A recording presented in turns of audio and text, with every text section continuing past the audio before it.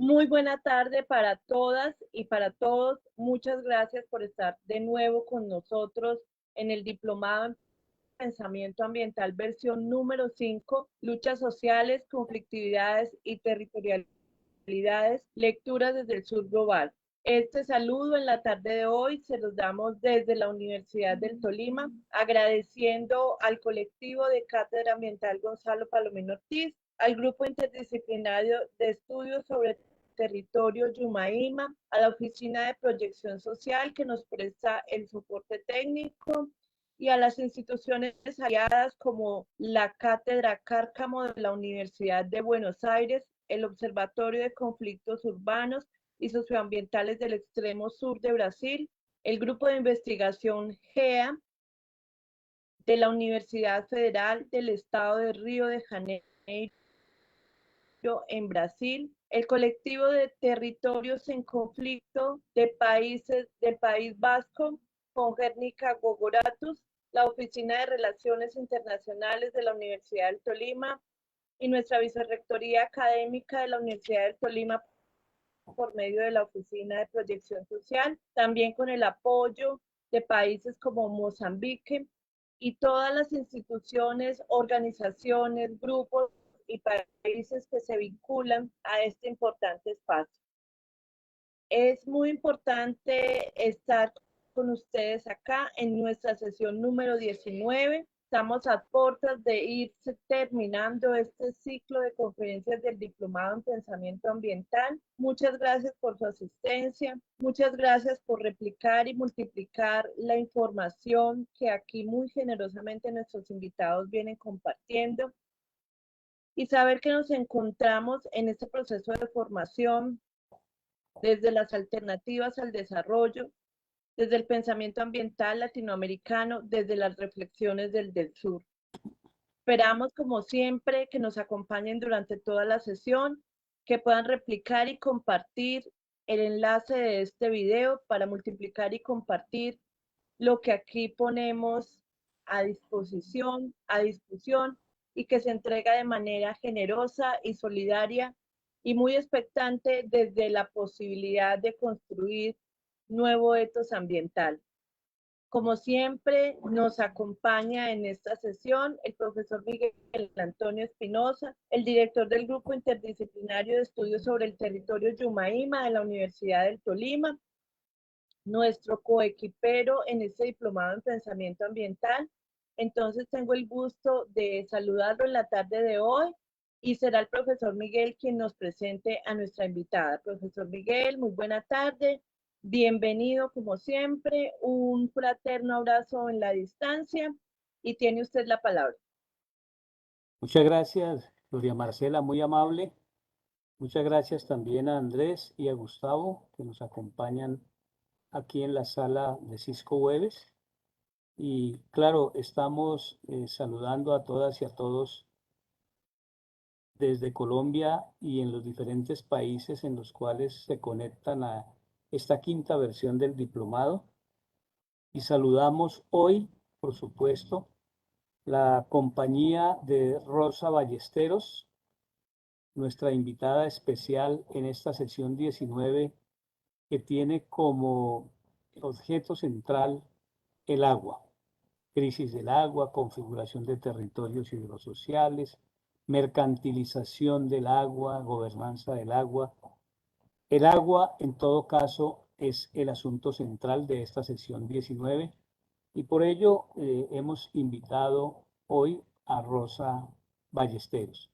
Rosa es licenciada en Ciencias Sociales y magíster en Territorio, Conflicto y Cultura. Es integrante de la organización social y comunitaria Tierra Libre, que tiene su sede y la mayor parte de su trabajo, pero no la única, en el territorio de la provincia del Sumapaz, en Cundinamarca, y ha trabajado desde hace años en temas de asociatividad campesina, defensa del territorio y mujeres rurales. Rosita, muchas gracias, muy amable por estar con nosotros hoy. Es la segunda compañera invitada del- de la organización Tierra Libre y por supuesto para todas y todos será muy grato escucharte el día de hoy. Bienvenida, Rosita, y muchas gracias por aceptar la invitación. Vale, estimado profesor, muchísimas gracias por la invitación, gracias también a la Universidad del Tolima. También estamos como en casa entonces el día de hoy y bueno, esperamos ser de utilidad para los propósitos que nos reúnen en esta jornada.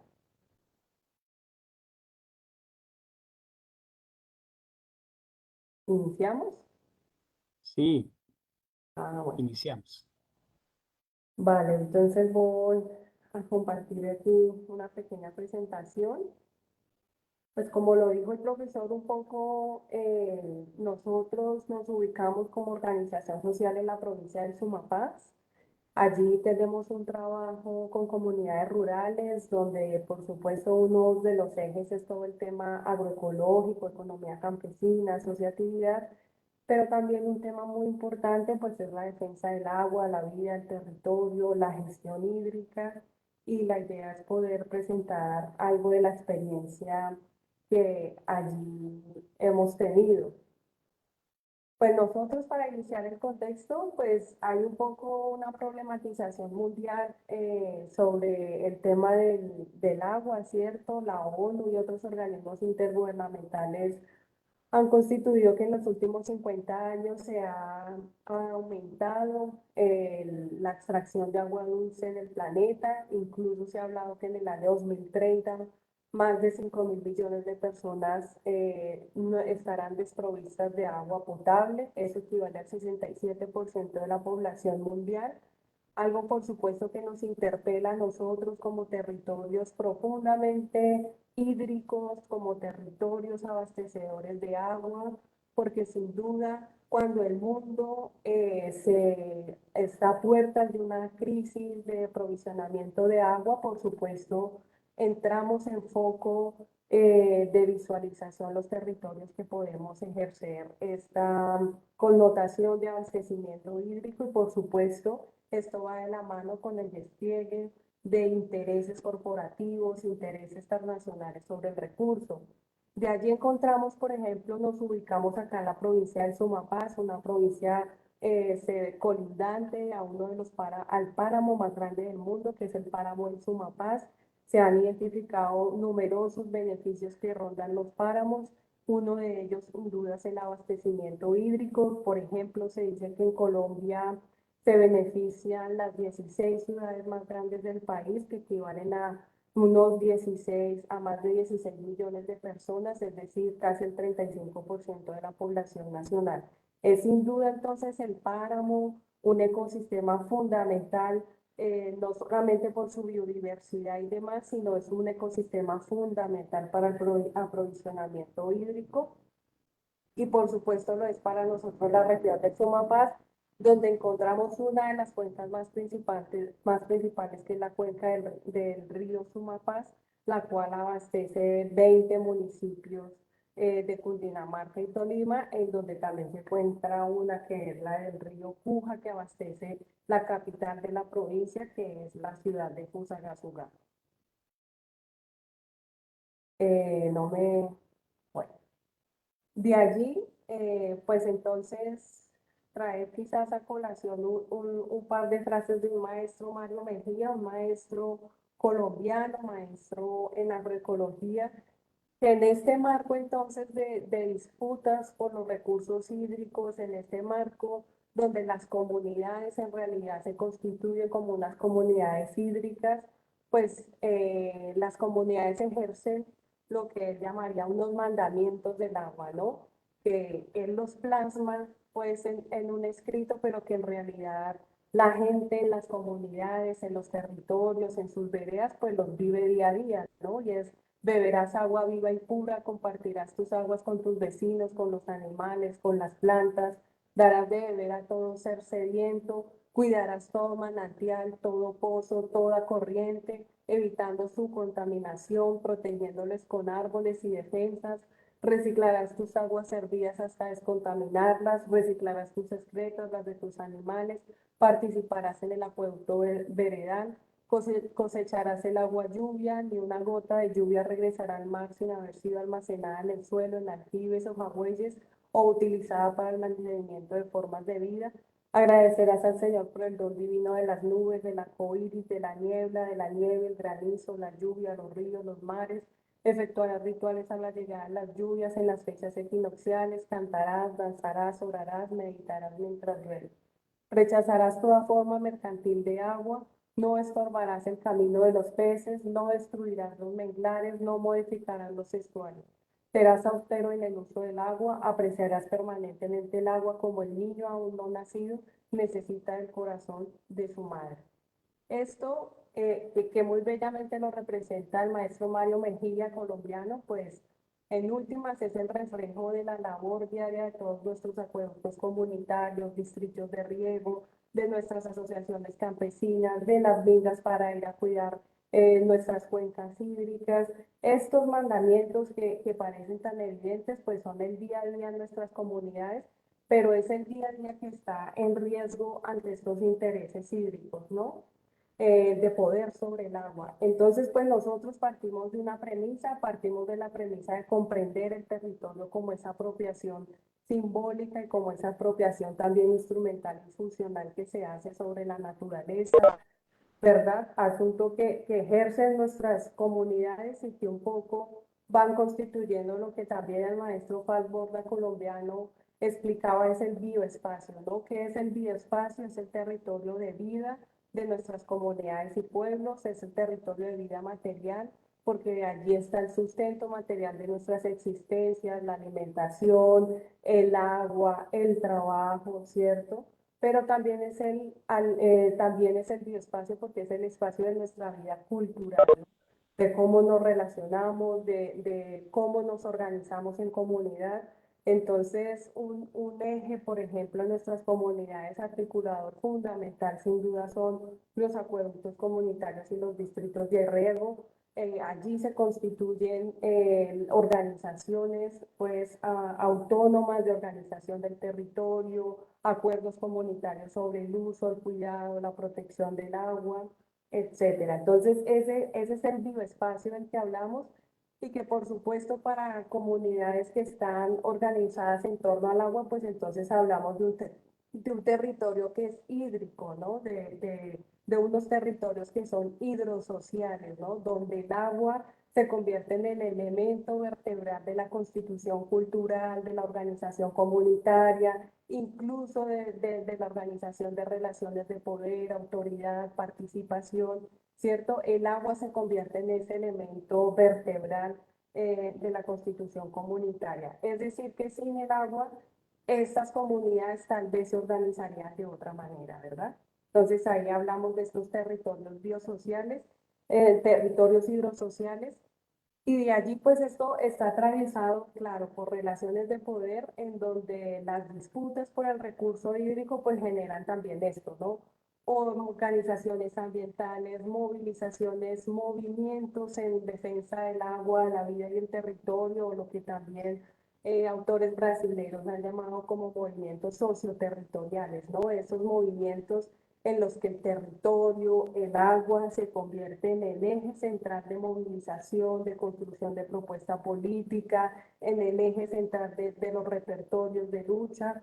Entonces, sin duda, estos son nuestros territorios entonces hidrosociales, nuestros movimientos también socioterritoriales y demás aquí. De allí, pues, hemos tomado esto también eh, de un académico mexicano también, sobre entonces cómo identificamos estas categorías para comprender un poco los conflictos hidrosociales, ¿cierto? Los conflictos en torno al agua del territorio, comprender que los usos del agua entonces son estas formas de intervención social sobre las fuentes hídricas, donde podremos encontrar distintas formas de intervención social sobre nuestras cuencas. Una pueden ser las comunitarias, otras pueden ser las de empresas privadas que abastecen agua, otras pueden ser las de empresas privadas que hacen uso para actividades extractivas. Entonces, formas sociales que intervienen sobre las fuentes hídricas son usos del agua. Tenemos nuestra gobernanza del agua, como estos procesos formales o informales para la toma de decisiones o para la elaboración de normas que se hacen sobre los asuntos públicos, es decir, sobre los asuntos que están concernientes al cuidado, protección o uso del agua, es decir, cuando hablamos de conflictos por la gobernanza, hablamos por conflictos sobre quién toma las decisiones, para qué toman las decisiones, a quién beneficia las decisiones que se toman en torno a nuestras fuentes. Finalmente hablamos de gestión del agua cuando hablamos de cómo garantizamos la disponibilidad del recurso hídrico, tanto en cantidad como en calidad, para las comunidades o para las poblaciones en general. Es decir, que los conflictos por la gestión o por los modelos de gestión se dan por las formas de disponibilidad, de cómo se pone a disposición el recurso hídrico. Ahí encontramos distintas formas de gestión del agua. Una es la gestión comunitaria, autónoma, otra es la gestión pública, otra es la gestión privada, otra quizás puede ser el modelo de gestión que se imparte desde los estados o gobiernos. Y los conflictos entonces del agua son estos en los que el recurso hídrico tiene una centralidad preponderante, pero donde además hay un alto grado de politización del conflicto. Es decir, conflictos por el agua no son simplemente los conflictos, por ejemplo, que puedan haber entre dos fincas colindantes, sino que son conflictos donde se alcanza un grado de politización, donde se alcanza la confrontación de actores colectivos, es decir, comunidad y Estado o comunidad y empresas transnacionales o nacionales, ¿sí? Entonces hablamos de conflictos por el agua cuando ya hay un grado de trascendencia del recurso como bien público, ¿no? Es decir, como bien de todos, como bien de una comunidad, no de particulares individuales y nada más. Bueno, en ese orden, pues, ¿de qué territorio hablamos?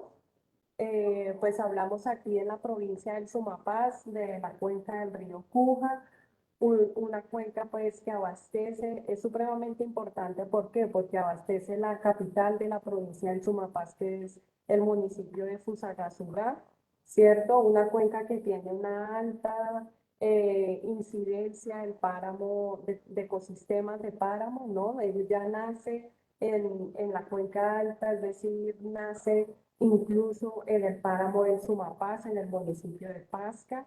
Pasca es conocida como la capital agrícola de la provincia. Finalmente, la cuenca se expande entre el municipio de Pasca, el municipio de Fusagasugá y el municipio de Arbeláez. El municipio de Pasca, como lo vemos, tratamos de ver aquí en las fotografías, es un municipio en primera instancia ambiental, tiene una alta incidencia del páramo del Sumapaz, y en segunda instancia, como lo decíamos, es un municipio de producción agropecuaria, especialmente cebolla, papa, frutales de tierra fría, etcétera. Y como se conoce en la provincia, es la capital agrícola del Sumapaz, es decir, tiene un altísimo nivel de producción agropecuaria, alta población campesina, pues en su gran mayoría. Tenemos el municipio de Fusagasugá, que ya es la capital de la provincia, cuya población es 80% urbana, 20% rural. Es una ciudad entonces que ofrece otro tipo de servicios, es una ciudad que ofrece, por ejemplo, tiene una gran incidencia de la expansión urbana, por tanto del mercado inmobiliario, también ofrece en la cuenca baja explotación minera, tiene una gran oferta turística que también le hace acorde con el municipio de Arbeláez, una gran oferta turística y tiene una altísima producción eh,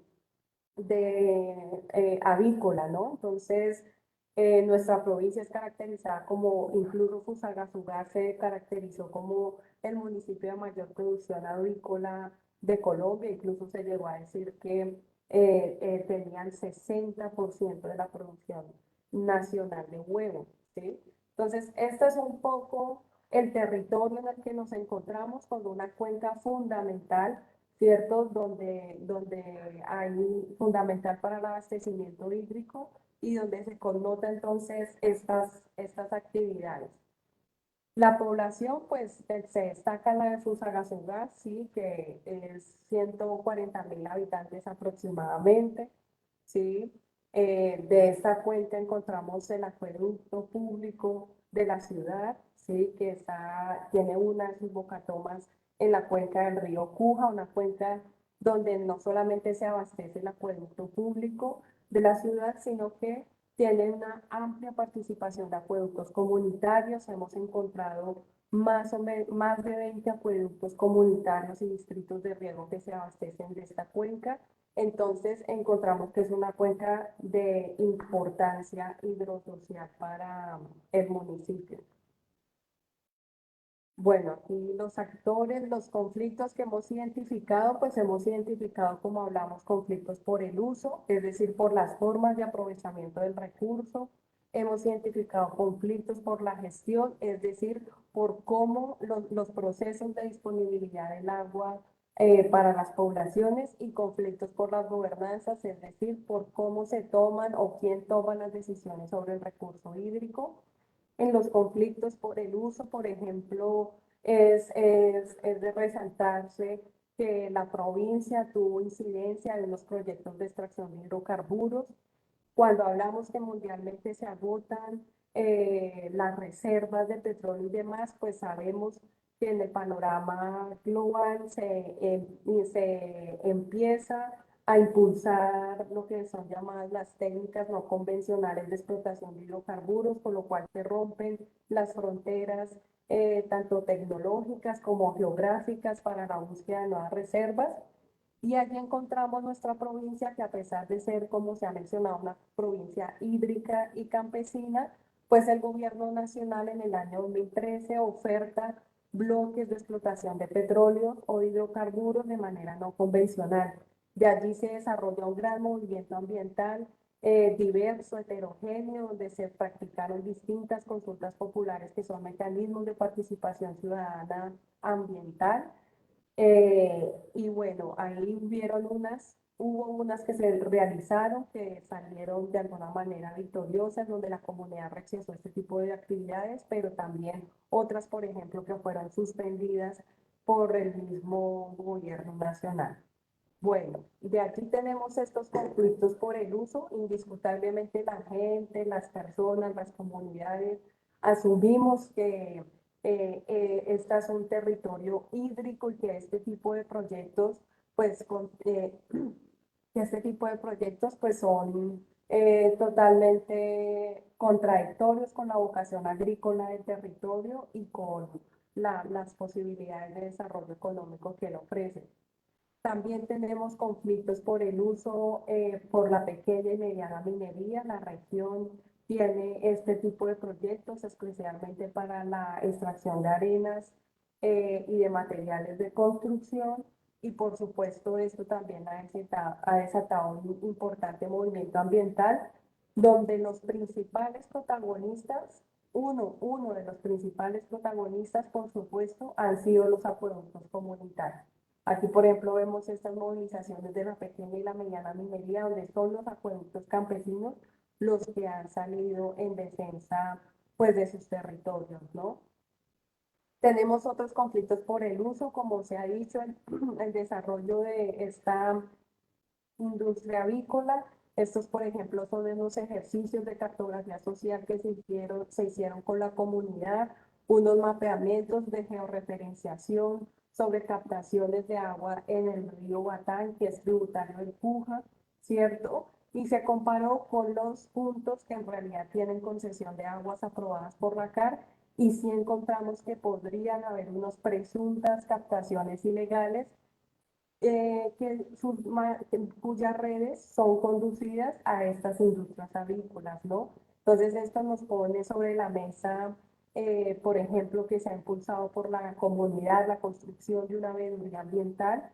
Dicha construcción de veeduría ambiental, por ejemplo, está motivada por uno de los acueductos, por un acueducto comunitario, puesto que evidentemente en temporadas de sequía los más afectados terminan siendo los acueductos, ¿no? Cuando hay estas presuntas captaciones de agua, donde el acaparamiento del agua lo lleva a la industria. Bueno, Otras de las problemáticas que hemos visto es ya lo que llamaríamos los conflictos por gestión, es decir, por la disponibilidad de recursos, donde en realidad se confronta unas diferencias de modelos de gestión del agua entre la empresa pública y los acueductos.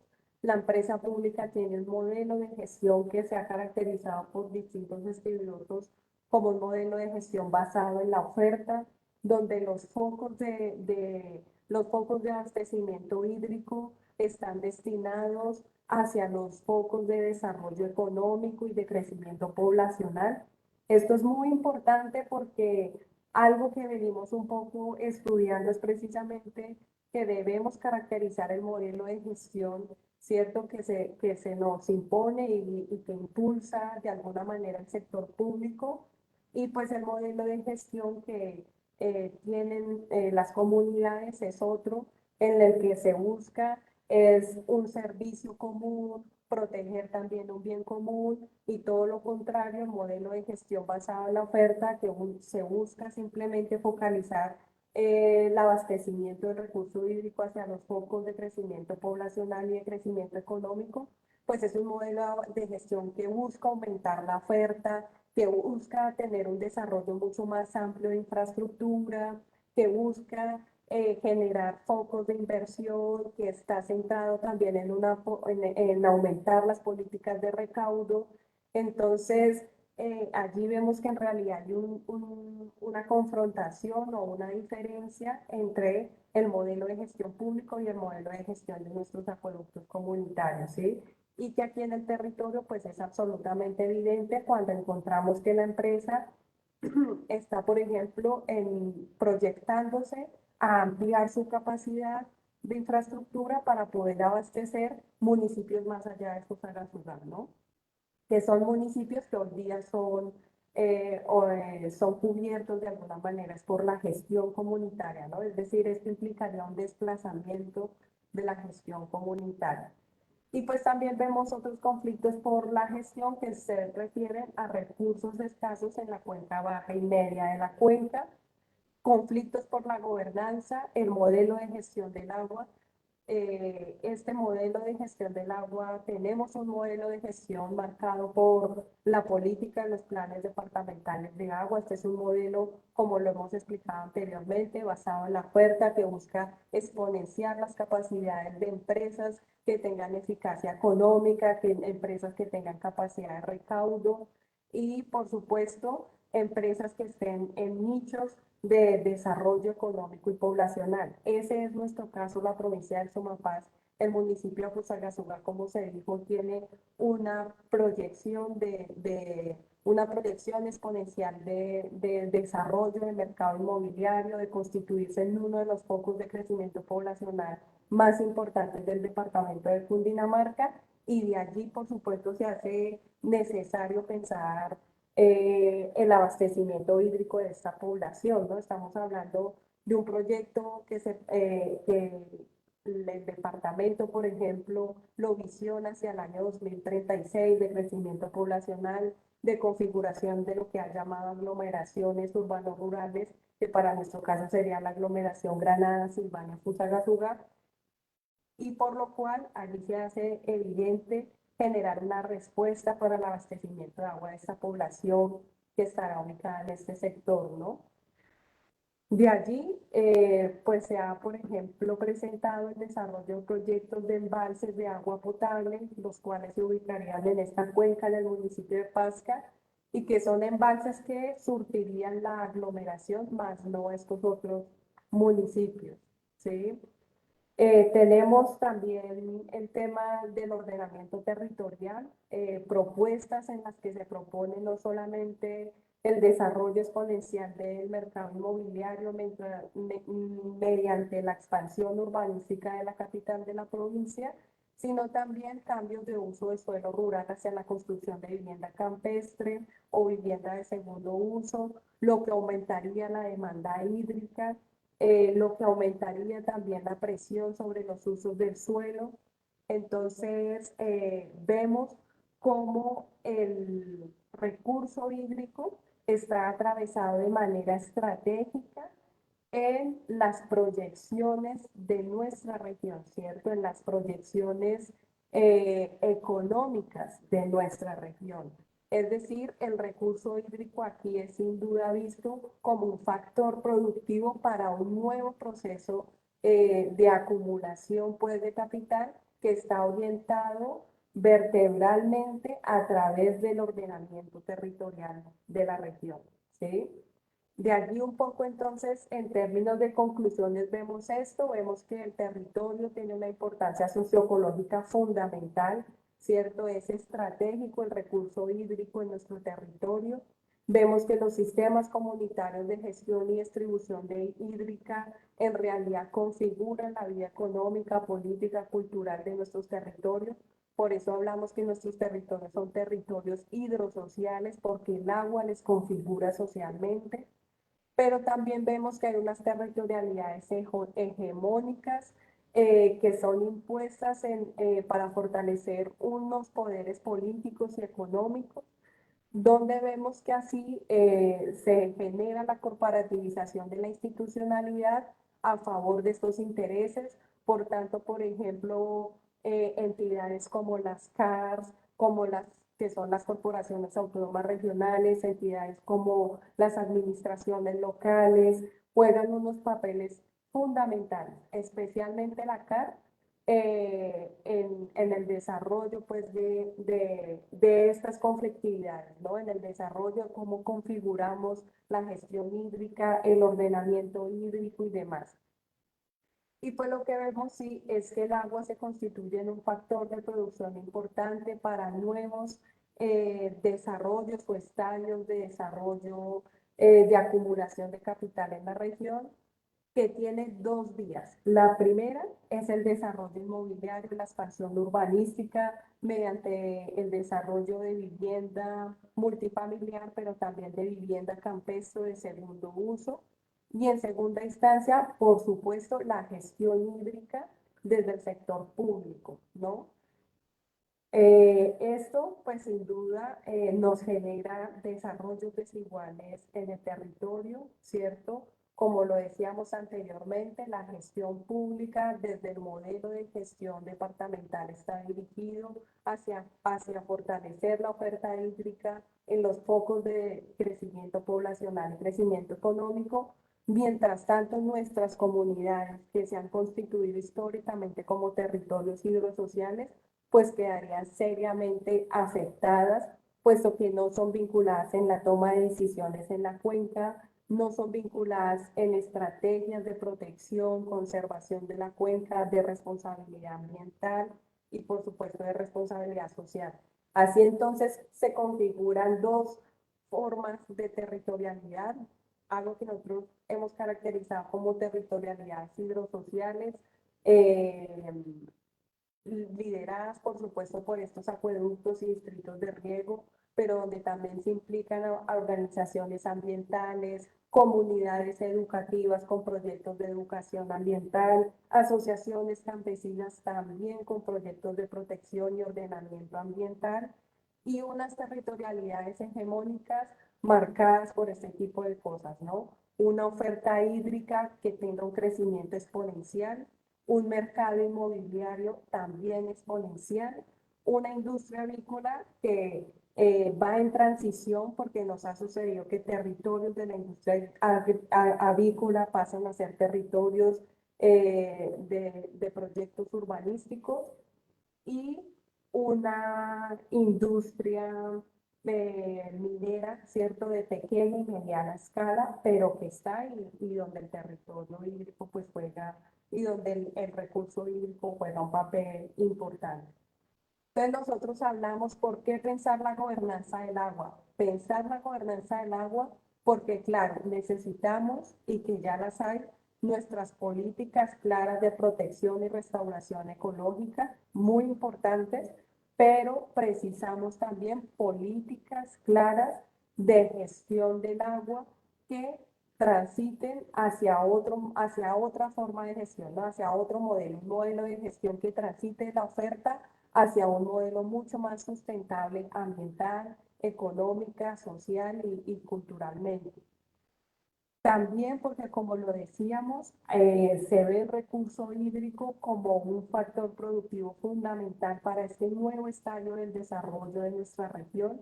Entonces, debemos pensar la gobernanza del agua, es decir, participar en la toma de decisiones sobre el recurso hídrico, porque sin duda hoy día el recurso hídrico es fundamental para un nuevo estadio de desarrollo en nuestra región que está marcado por el ordenamiento territorial dirigido desde la gobernación.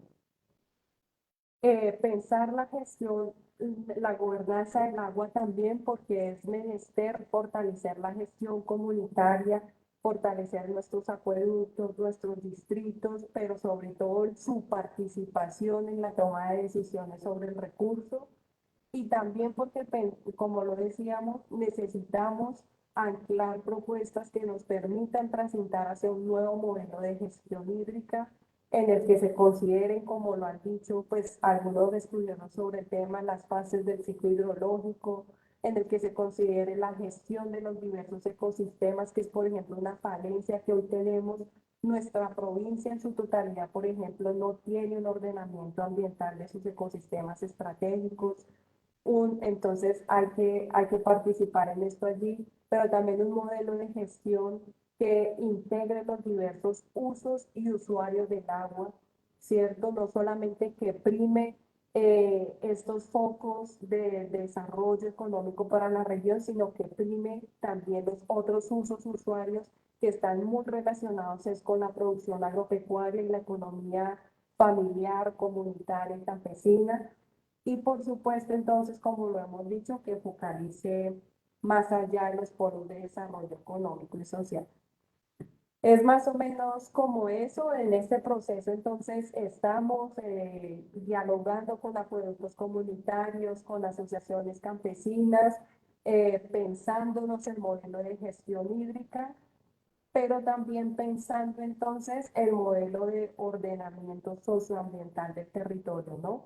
Como se ha visto un poco a lo largo de la exposición, estas dos cosas van relacionadas, ¿cierto? No solamente el poder hegemónico hace esta asociación, que es modelo de gestión del agua, políticas de ordenamiento territorial, sino que nosotros en nuestras comunidades lo hemos hecho, ¿cierto? En nuestras comunidades ordenamos el territorio de alguna manera, tenemos nuestros acuerdos de gestión del agua también de alguna manera, pero hoy día nos toca pensar esto a nivel regional, municipal, vías a generar una gobernanza del agua que en realidad pues integre la visión y las necesidades de las comunidades. Yo dejaría como por ahí.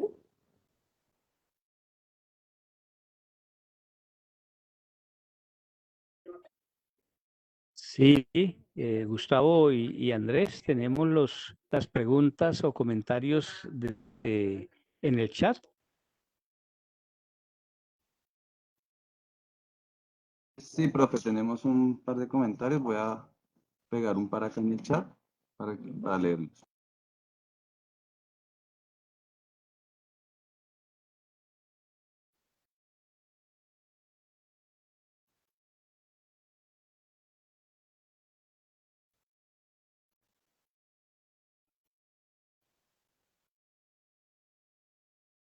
Sí, profe, tenemos dos preguntas. Ambas son de Camila Sanabria. Profe Rosa, ¿se las leo? Sí, sí, sí. Bueno, una de las preguntas dice, ¿qué posibles talleres o acompañamiento tiene el grupo de personas que manejan los acueductos comunitarios? ¿Hay La más o otra, vamos una por una? pues te voy a hacer la otra de una vez. ¿Cuál es la perspectiva de los ciudadanos frente a lo que es el agua?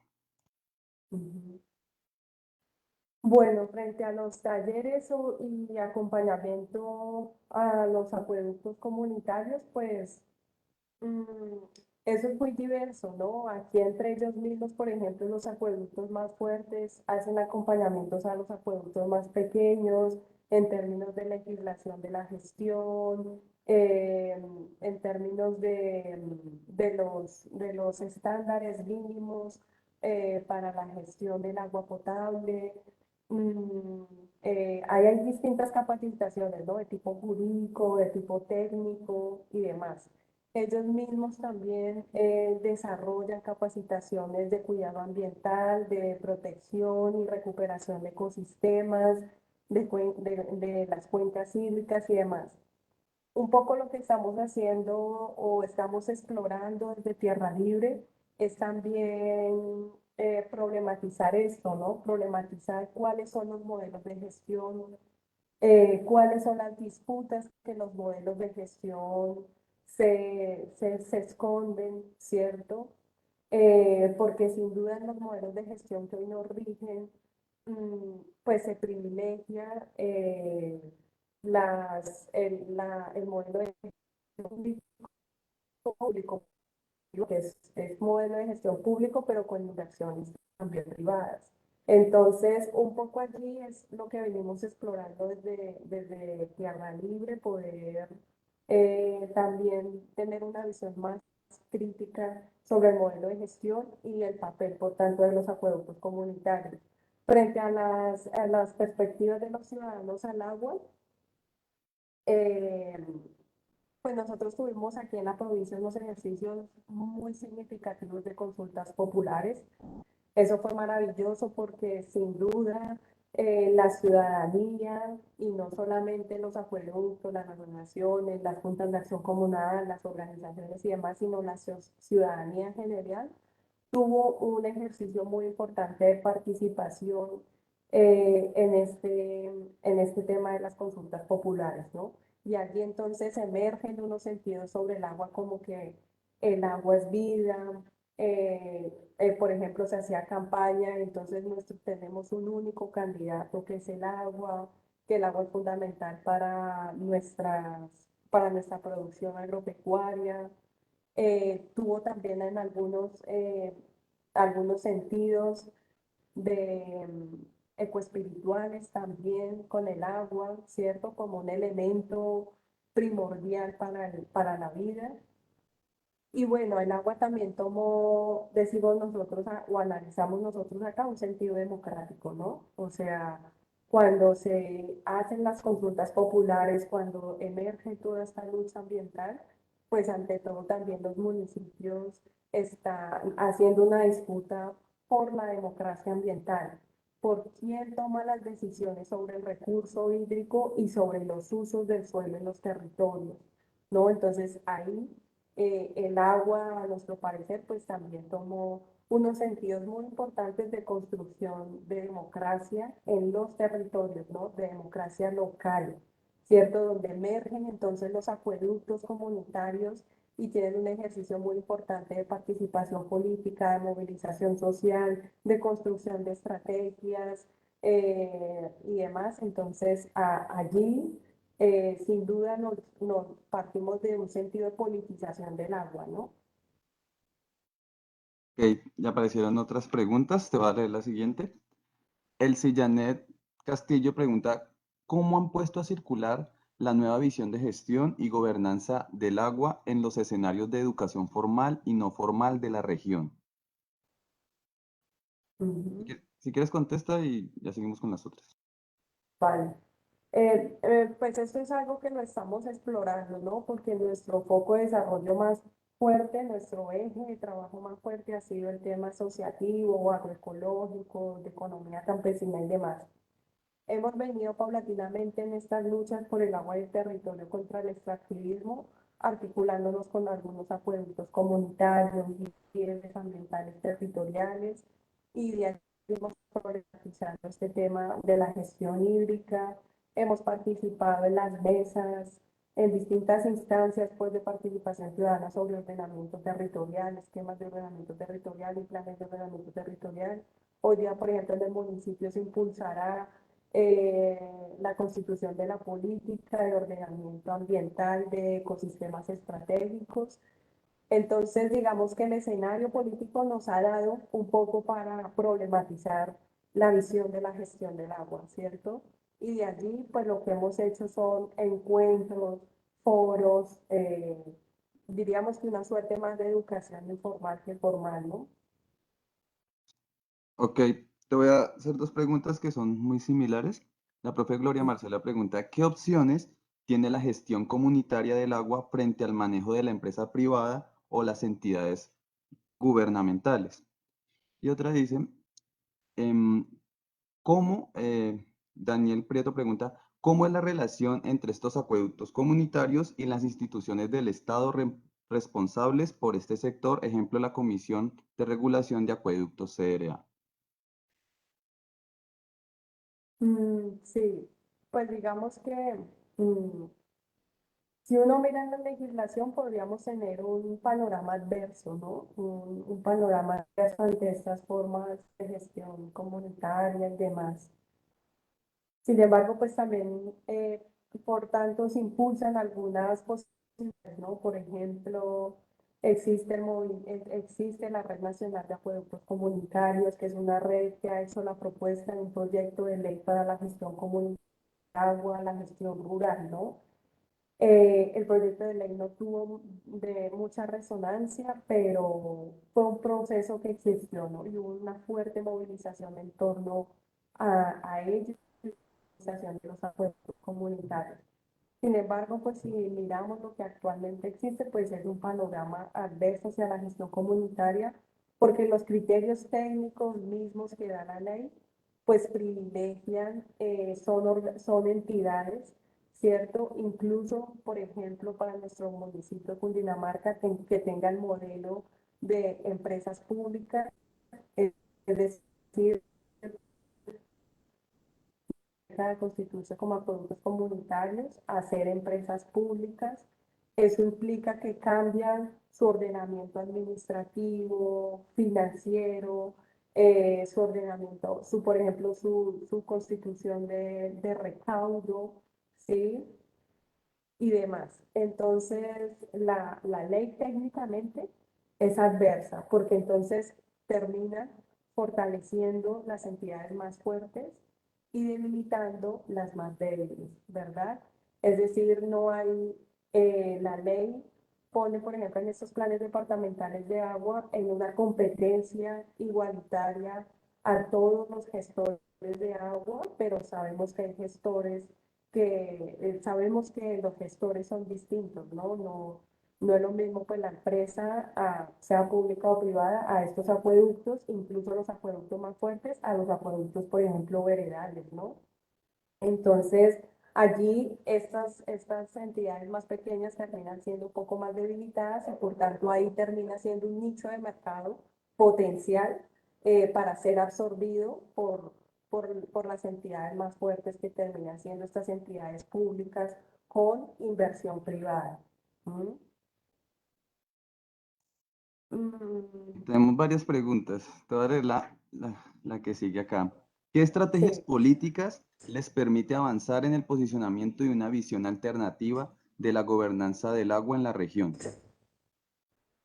Pues sin duda nosotros creemos que la articulación, ¿no? La articulación aquí, por ejemplo, se constituyó una corporación que es la Corporación Pro Defensa del Río Cuja, es una corporación que articula distintos distritos y acueductos, que se abastecen del río Cuja.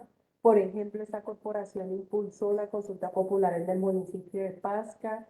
Es una corporación que hace parte, por ejemplo,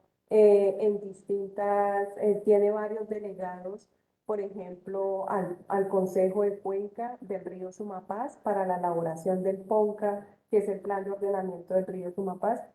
Entonces, sin duda, la articulación es una estrategia imprescindible, ¿sí? Y de allí entonces, tendremos que avanzar en problematizar estos temas, ¿no? Problematicemos la visión de la gestión. En un momento problematizamos los usos del suelo cuando se imponen proyectos de extracción y de hidrocarburos o también proyectos de pequeña y mediana minería, pero quizás hay que dar, al menos para nuestro territorio, porque sabemos que a nivel nacional hay territorios que tienen la discusión muchísimo más avanzada, pero tendremos que avanzar ahora nosotros hacia problematizar esto, ¿no? El modelo de gestión, la relación de los acueductos con las entidades, ¿no? Que además es bastante difícil porque nuestros acueductos no son actores políticos neutrales, ¿sí? Nuestros acueductos tienen alianzas políticas, existen en nuestros territorios también, esta suerte pues de patrones políticos, ¿cierto? Y por supuesto allí, pues los acueductos son un gran foco de cooptación, ¿no? Son un gran foco de cooptación, de manipulación, donde la inversión pública, por supuesto, tiene también este tinte de multiplicación de redes de clientelismo político, ¿sí? Entonces, pues será algo en lo que hay que ir avanzando paulatinamente, que pues para nosotros aquí hay acueductos bastante críticos, bastante redes, bastante críticas. Sin embargo, pues también en el territorio nacional hay otros mucho más avanzados, como la red de acueductos a nivel nacional que ha propuesto su proyecto de ley y demás. Y bueno, es un camino por andar, pues. Ok, la profe Marcela pregunta, Gloria Marcela, ¿qué experiencias puntuales de modelo de gestión comunitaria son significativos en el país? Bueno, pues nosotros conocemos mucho, o no mucho, pero un poco en el suroeste antioqueño.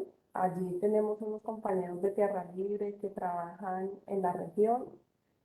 Y allí, por ejemplo, hay unas organizaciones que hacen parte de esta red de acueductos y que hicieron parte del impulso de este proyecto de ley, que son apoyados por una corporación que se llama Corporación Penca de Sálvila, que también tiene una reflexión bastante profunda sobre el tema de acueductos comunitarios.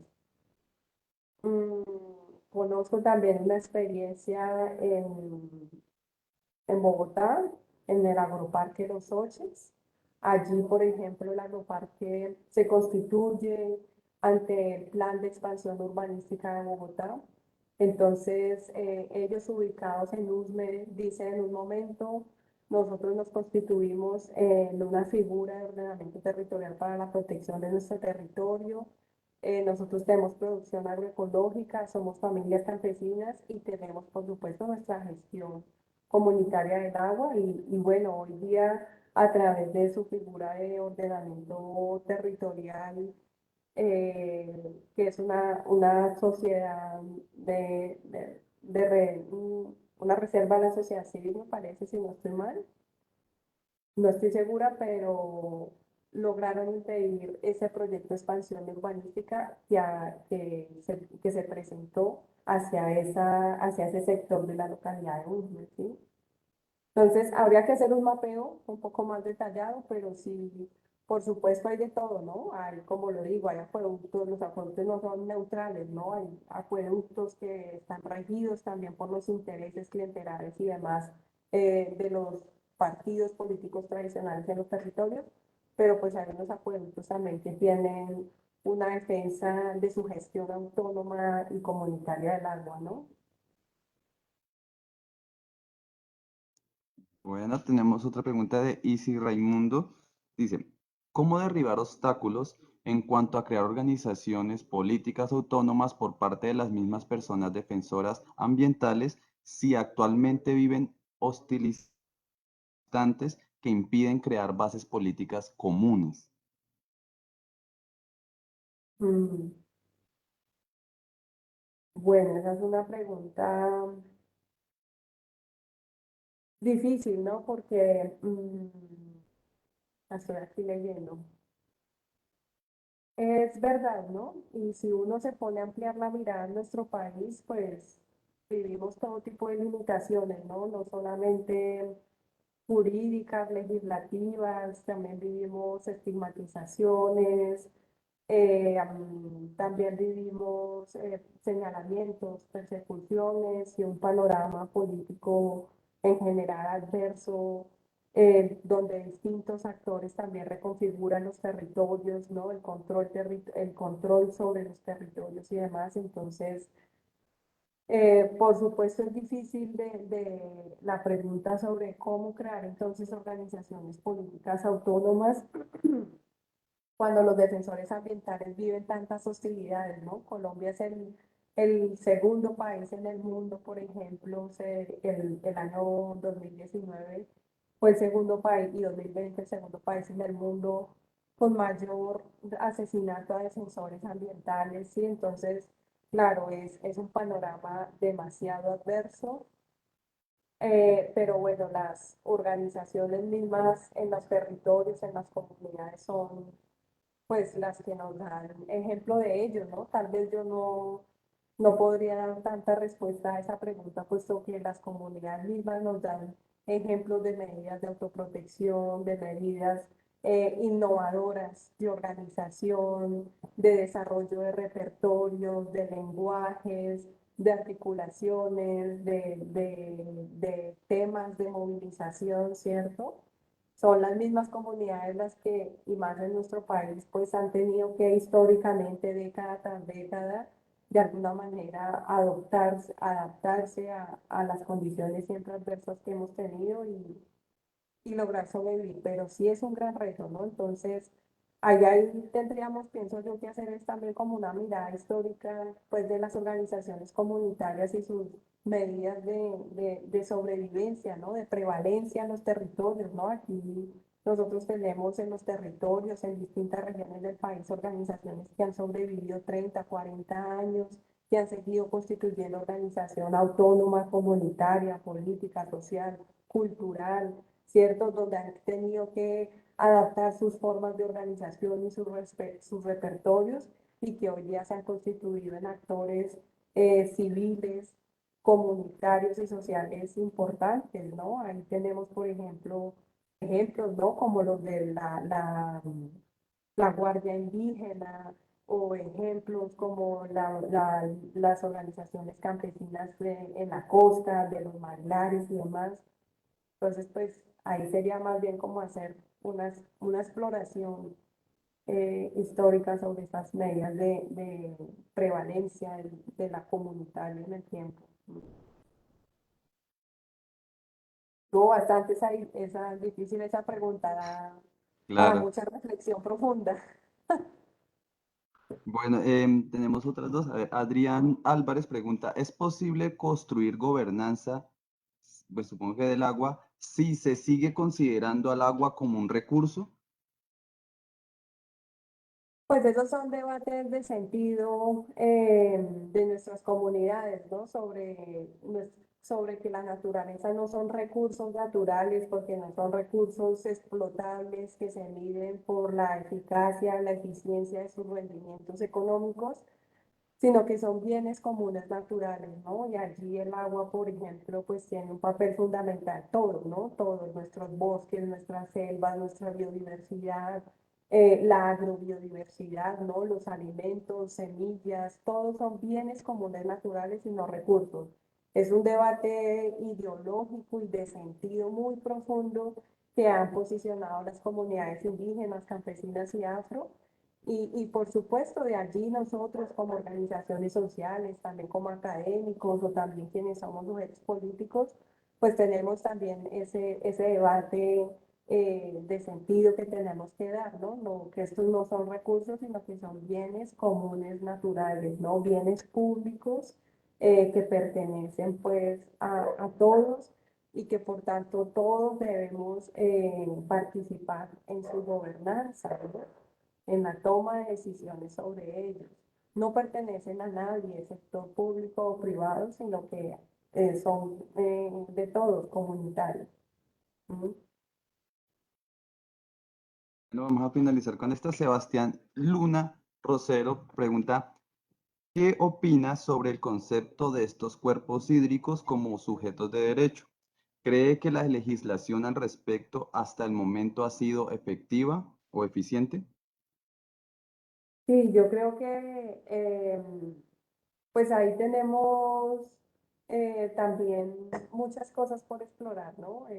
Está en el Tolima, que el río Coveima, bueno, y otros dos ríos han sido catalogados como sujetos de derecho. Tenemos, por supuesto, el río Atrato, que fue el hito que impulsó esta visión del sujeto de derechos, la naturaleza como sujeto de derechos en nuestro país. Posteriormente, en Nariño, la gobernación de Nariño decretó todos los ecosistemas estratégicos del departamento como sujetos de derechos. Allí hay unos debates muy importantes, ¿no? Y esto pues también a nivel latinoamericano ha sido una propuesta muy fuerte de comunidades indígenas frente a proyectos extractivos, que son proyectos, han propuesto, por ejemplo, en Guatemala, tengo entendido, conozco de Guatemala, de Perú, ¿cierto? Trabajan en proyectos de ley para constituir a la naturaleza o como también llaman a la Pachamama como sujeto de derechos, a la Madre Tierra como sujeto de derechos, ¿no? Es un debate sin duda es un avance en términos de debate político, en términos de construcción de sentido, de concepción, incluso de concepción en la legislación internacional, porque es hoy día un poco los marcos jurídicos internacionales que permiten también hablar de la construcción de este sentido de la naturaleza como sujeto de derechos y que algunos países lo venimos y comunidades venimos en esta ruta de exploración. Pienso que es una medida importante, ¿no? Es una medida que nos marca pautas hacia construir otros sentidos de la naturaleza. Un poco la pregunta anterior, ¿no? ¿Cómo no hablar de recursos, sino de bienes comunes naturales? Entonces, ¿cómo hablar también que la naturaleza tiene derechos o que o que los sujetos no humanos, ¿cierto? Son sujetos de derecho, en este caso la naturaleza, ¿sí? Ese es un debate jurídico, político, filosófico importante y que lo han impulsado son principalmente las comunidades campesinas en las comunidades indígenas latinoamericanas. ¿Qué pasa? Que a esto hay que darle poco a poco un poco más, digamos, de contenido y de instrumentos fehacientes y de materiales, ¿cierto? Por ejemplo, para el río Atrato se han constituido también los guardianes, ¿cierto? Los guardianes del río, donde se constituyen comités que están integrados por gestores ambientales comunitarios pero también con delegados de las instituciones públicas. Para el caso de Nariño, por ejemplo, se supone que tendríamos gestores ambientales comunitarios y también gestores institucionales avalados por la gobernación. Incluso se dotó que el gobernador era el principal protector de estos ecosistemas estratégicos. Entonces, quizás allí vamos construyendo sentidos, vamos construyendo políticas, ¿cierto? Pero que hay que empezar a aterrizar unos instrumentos mucho más materiales en los territorios que nos permitan hacer eso, ¿no? Hacer ordenamiento del territorio, gobernanza del territorio, involucrando a las comunidades en toma de decisiones, que no sean simplemente los rótulos, los títulos, los anuncios, sino que involucremos las comunidades en la gobernanza y en el ordenamiento ambiental. Eso es fundamental. Si no son las propias comunidades quienes deciden cómo se ordena, cómo se cuida, protege y restablece sus ecosistemas, pues entonces no se nos queda un poco en enunciados este importante avance, ¿no?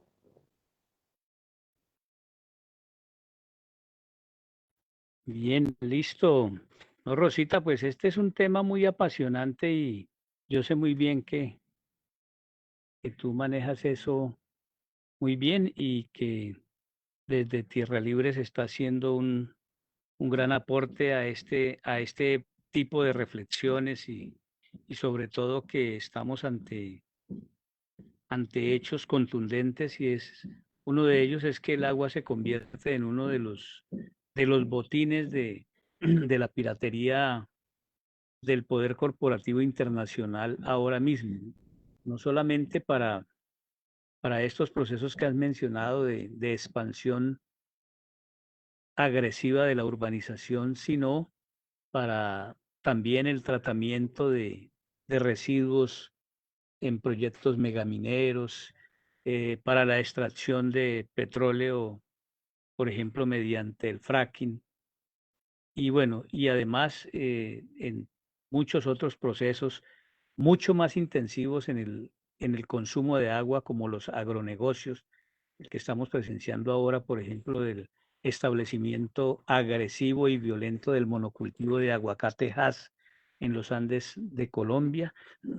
Y bueno, también en las grandes plantaciones de palma aceitera, en los proyectos de agronegocio de la aplanadora agroindustrial que ha propuesto el gobierno en estas 2 últimas décadas.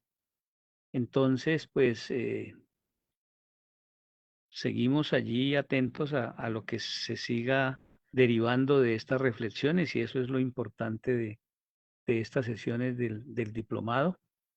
Yo pues simplemente quiero agradecer en nombre del Grupo Interdisciplinario de Estudios sobre el Territorio, del proyecto internacional Territorios en Conflicto, agradecer a las personas que han seguido pues con atención y dedicación este diplomado en su 5ª versión y pues ahora nuestra compañera Gloria Marcela nos dirá algunas cosas muy importantes y seguramente hará la clausura de esta 19ª sesión. Y bueno, muchas gracias. Profesor Miguel, muchas gracias. Rosa, muchísimas gracias por estar acá con nosotros. Yo creo que nos quedan unos mensajes muy claros, unos mensajes de leer el territorio, de conocer el territorio, de poder estar en los territorios con las comunidades y poder hacer estas construcciones colectivas para poder tener avances en esos procesos. Creo que el acompañamiento de las organizaciones en los territorios y a las comunidades es supremamente importante. Las personas necesitan formación, como tú lo decías ahora, ustedes han trabajado mucho la asociatividad, la organización, mirar cómo esos colectivos se constituyen, se fortalecen, se fundamentan, se forman, para que tengan esas capacidades en la toma de decisiones y para que tengan esas capacidades en algo tan importante como la gestión del agua en el territorio. Sabemos que algo que es fundamental para cualquier comunidad, para cualquier propuesta, para cualquier proyecto, para la vida, esencialmente es el agua. Y tenemos lo que ustedes llaman los conflictos hidrosociales, muchos conflictos alrededor, muchos problemas y muchos conflictos alrededor del agua, de las fuentes hídricas, de los megaproyectos, de los macroproyectos, de la legislatividad, de la normatividad que tiene que ver con el patrimonio hídrico. Por ahí alguien hablaba ahora de ponía sobre la mesa el tema de que debemos también cambiar el pensamiento, el lenguaje y la acción y no seguir hablando del recurso, ¿sí? Sino apropiarnos de ese patrimonio o de esos bienes comunes y como un bien común está el patrimonio hídrico. También creo que es importante irlo viendo desde allí, en ese cambio de mirada, porque cuando solo es un recurso, pues está ahí para que lo tomemos y simplemente lo utilicemos, ¿no? Creo que también allí hay una reflexión importante. Y como experiencia, Rosa, como experiencia es muy valioso para nosotros en este espacio, lo que nos has generosamente compartido y lo que las personas que nos acompañan han generado, mira, las preguntas, las iniciativas, los comentarios, como también todas esas personas que nos acompañan a propósito, gracias a las personas que nos acompañan hoy de Chile, de Brasil, de Ecuador, de Perú y desde todos los rincones de este Tolima Grande en Colombia y de otros países que se han venido vinculando en las diferentes sesiones. Como vemos, muy seguramente ellos, estas personas que nos acompañan, tendrán otras experiencias muy importantes, como tú también nos has compartido algunas que tú conoces, y que todas estas experiencias nos enriquecen, pero también nos motivan, ¿sí? Porque a veces también hay como una desmotivación frente a muchas de estas luchas territoriales. Entonces vemos que en la organización, en el trabajo comunitario, en esa unión también del trabajo investigativo, porque cuando tú nos muestras esos mapas, nos compartes esos procesos, pues es el resultado del acompañamiento de tu organización y seguramente de la mano de otras organizaciones, donde hay todo un papel investigativo, pero es un papel investigativo de mano de la comunidad. Entonces, todos estos procesos y que ustedes que lo tienen documentado también, son esos procesos que también a las organizaciones organizaciones que nos acompañan, a las personas que nos acompañan en la misma Universidad del Tolima, nos muestran esos caminos posibles para seguir avanzando en el conocimiento y en la defensa territorial. Entonces, a todos los asistentes del día de hoy, muchísimas gracias. Rosa, muchas gracias por lo que generosamente nos compartiste el día de hoy. Es muy importante para este proceso de formación. A todos y todas, a la Oficina de Protección Social, a Gustavo y a Andrés Salamanca, que como siempre están dándonos este soporte tecnológico de la plataforma Cisco Webes de la Universidad del Tolima en Colombia. Y pues desearles que tengan un buen resto de día, en los diferentes horarios de los países que nos están acompañando, que podamos seguir en este proceso. Gracias por compartir este video, gracias por reproducirlo ampliamente para que sean más las personas que entran en este diálogo, en esta reflexión, en esta conversación para volverlo acciones pertinentes en los territorios. Un abrazo grande, grande desde Colombia para todos y nos vemos en nuestra próxima sesión del diplomado. Recuerden por favor revisar sus correos electrónicos. A los correos electrónicos se les ha enviado una información para la nivelación de todos y todas si en algún momento no han podido estar en alguna sesión, porque ya vamos cerrando este proceso. Entonces, para que estemos muy atentos a nivelarnos y a ponernos al día con lo que tengamos pendiente del diplomado. Muchísimas gracias a todos, profesor Miguel, como siempre, muchas gracias. Un abrazo grande y hasta la próxima semana. Que estén todos muy bien. Muchas gracias a ustedes por la invitación y por escuchar y proponer este diálogo. Gracias. Gracias, Rosa.